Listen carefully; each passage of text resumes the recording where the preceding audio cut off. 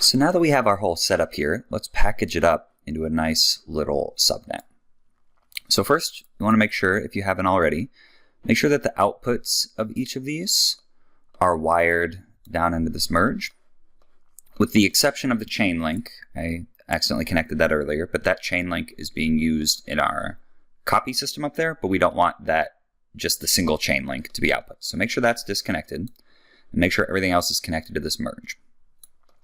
And let's visualize the end of our chain here. And let's select everything. So I'm going to press Control A, and then I'm going to hold down Control to deselect those three spheres we had up there. So those are our three crystals that we're copying along. So make sure that everything is selected except those three spheres.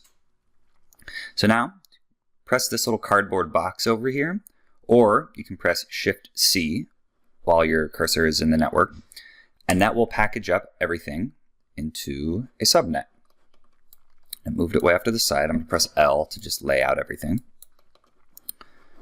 Now I'm going to open my parameter interface. And I'm going to go to From Nodes. I'm going to expand the subnet I just made. I'm going to click and I'm going to drag over that controls node that we made. And that's going to add all of the parameters on that controls node over into this parameter interface.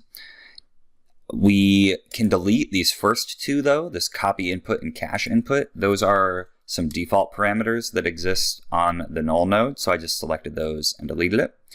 Also, these four input labels, those are default parameters on a subnet, so you can select all those and check invisible over here to make them invisible. And if you ever want to see them again, you can toggle that, but that hides them, so we don't need to mess with those. Click Accept. And now we have all of those controls on a nice top level tool here. We're going to do one more thing though. Dive back inside your subnet, and at the very bottom of the chain, drop down an output node. And I like to color these black just so that they're easy to spot where my outputs are in my network.